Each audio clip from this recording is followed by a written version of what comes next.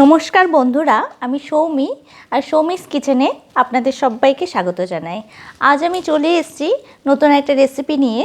রেসিপিটা কি এবং আমি কিভাবে তৈরি করছি তা জানতে হলে ভিডিওটি শেষ পর্যন্ত আমার সঙ্গে থাকুন। চলুন দেখে নিই রেসিপিটা আমি কিভাবে তৈরি করছি। আজকে আমি গাজর দিয়ে দারুণ স্বাদের লোভনীয় ক্যারট সুইটস তৈরি করব। ঘরে থাকা একদম কম উপকরণ দিয়ে এই মিষ্টি তৈরি করা যায়। যখন মিষ্টি খেতে মন চাইবে তখন গাজর দিয়ে ঝটপট এই মিষ্টি তৈরি করে নিতে পারেন। তাহলে চলুন দেখে নিই ক্যারট সুইটস আমি কিভাবে বানাই। এখানে আমি 1 বোল গ্রেট করা গাজর নিয়েছি। এরপর লাগছে 1 কাপ দুধ। দুধটা আগে থেকে ফুটিয়ে নিয়েছি।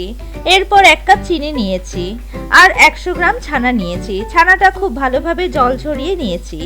এখন ছানাটা ভালোভাবে স্ম্যাশ করে নেব। এখানে একটা প্লেট নিয়েছি, এর মধ্যে ছানাটা নিয়ে নিলাম। এখন ছানাটা হাত দিয়ে এইভাবে খুব ভালোভাবে স্ম্যাশ করে নেব, যাতে ছানার মধ্যে কোনো লাম্পস না থাকে। ছানাটা ভালোভাবে স্ম্যাশ করে নিলে মিষ্টিটা খুব ভালো তৈরি হবে। ছানাটা ভালোভাবে জল ঝরিয়ে নিতে হবে, না হলে ছানাটা স্মুথ হবে না। ছানাটা ভালোভাবে স্ম্যাশ করে নিয়েছি। দেখুন প্লেট থেকে খুব সহজেই উঠে আসছে, একটুও ছানা প্লেটে লেগে নেই। এখন ছানাটা একটা ডোয়ের মতো তৈরি করে নিয়েছি। এবার চলে যাব পরের স্টেপে। এখানে একটা কড়াই নিয়েছি, এর মধ্যে 1 টিস্পুন ঘি দিয়ে দিলাম। ঘিটা প্রথমে মেল্ট করে নিয়েছি। এবার এর মধ্যে গ্রেট করে রাখা গাজরটা দিয়ে দিলাম। এখন গাজরটা ঘিয়ের সাথে ভালোভাবে মিশিয়ে নেব। 2-3 মিনিট সময় ধরে গাজরটা নাড়াচাড়া করে নেব, তাহলে গাজরের কাঁচা গন্ধটা চলে যাবে।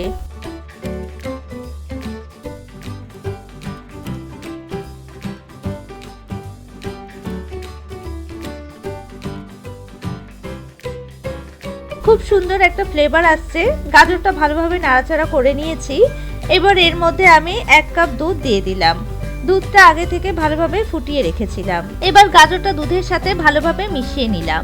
এখন একটা ঢাকনি দিয়ে ঢেকে গ্যাসের ফ্লেমটা মিডিয়ামে রেখে 4-5 মিনিট সময় ধরে গাজরটা সিদ্ধ করে নেব। 5 মিনিট পর ঢাকনিটা খুলে নিলাম। গাজরটা সিদ্ধ হয়ে গেছে। এখন এর মধ্যে স্ম্যাশ করে রাখা ছানাটা দিয়ে দিলাম। এখন ছানাটা ভালোভাবে মিশিয়ে নেব।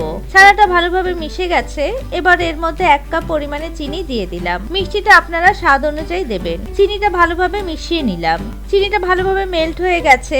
এবার এর মধ্যে হাফ বাটি গুঁড়ো দুধ বা পাউডার মিল্ক দিয়ে দিলাম। আরো একবার ভালোভাবে মিশিয়ে নিলাম।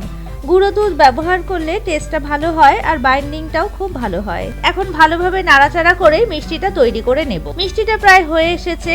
এখন এর মধ্যে সামান্য এলাচ গুঁড়ো দিয়ে দিলাম। এলাচ দিলে ফ্লেভারটা ভালো আসবে। আবারও ভালোভাবে নাড়াচাড়া করে নেব। মিষ্টিটা একদম হয়ে গেছে। দেখুন কড়াই থেকে উঠে আসছে। এখন আমি গ্যাসের ফ্লেমটা অফ করে একটা প্লেটে ঢেলে নেব। মিষ্টিটা ঢালার জন্য এখানে একটা প্লেট নিয়েছি। এর মধ্যে সামান্য ঘি দিয়ে চারিদিকে মাখিয়ে নিলাম। এখন মিষ্টিটা একটা প্লেটে ঢেলে নিলাম। প্রথমে একটা খুন্তি বা স্প্যাচুলার সাহায্যে মিষ্টিটা একটু চেপে সেট করে নিলাম। এবার একটা নাইফ দিয়ে চারিদিকে চেপে একটা স্কোয়ার শেপে করে নিলাম। এবার একটা নাইফ দিয়ে স্কোয়ার শেপে কেটে নেব। এবার একটা করে পেস্তা উপর দিয়ে ডেকোরেশন করে দিলাম। এইভাবে আপনারাও একবার তৈরি করে নিন অসাধারণ স্বাদের ক্যারট সুইটস। রেসিপিটা আপনাদের কেমন লাগলো আমাকে কমেন্টস করে জানাতে ভুলবেন না।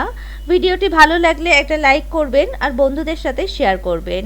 আর আমার চ্যানেলে নতুন বন্ধু হয়ে থাকলে চ্যানেলটিকে প্লিজ সাবস্ক্রাইব করে নেবেন আর পাশে থাকা বেল আইকনটা অবশ্যই প্রেস করে নেবেন, যাতে আমার চ্যানেলের নতুন ভিডিও আপলোড করার সাথে সাথে নোটিফিকেশন সবার আগে আপনাদের কাছে পৌঁছে যায়। আজ এই পর্যন্তই। পরে হাজির হয়ে যাব নতুন আরেকটা রেসিপির সাথে। ভালো থাকবেন, সুস্থ থাকবেন। ধন্যবাদ।